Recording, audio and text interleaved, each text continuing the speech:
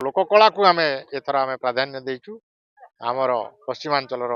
କଳାକାର ମାନେ ଏଠି ତାଙ୍କର କଳା ପ୍ରଦର୍ଶନ କରିବେ। ହଁ ଅଛି, କିନ୍ତୁ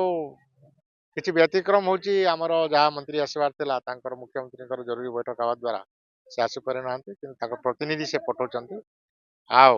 ବାକି ଆମର ଯେତେ କାର୍ଯ୍ୟକ୍ରମ ଅଛି ସବୁ ସଫଳ ଭାବରେ ହେବା ପାଇଁ ମୁଁ ଆଶା ରଖୁଛୁ। ଆଉ ଆପଣମାନେ ତ ଆ, ଆମର ସାମ୍ବାଦିକ ବନ୍ଧୁମାନେ ଯେହେତୁ କହିଲେଣି ଏଇଟା ପ୍ରଚାର ପ୍ରସାର ଆହୁରି ହେବ,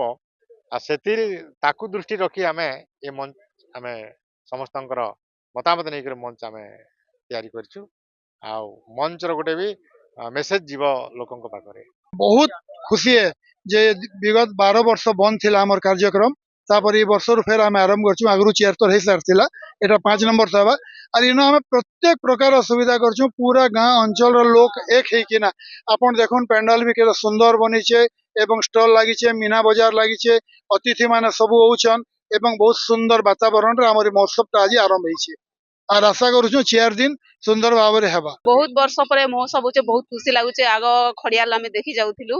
27 किलोमीटर के आज हमर बडेन होचे बहुत खुशी लागुचे बहुत लोग जागजम हेछन स्टॉल माने बहुत आछन पातलगंगा महोत्सव पातलगंगा हमर नारे पातलगंगा महोत्सव होचे यू नो बहुत बहुत बहुत भीड़ उत्सव रे तो बहुत भीड़ हसन एका तापि हमर ई अंचल रे एटा गोटे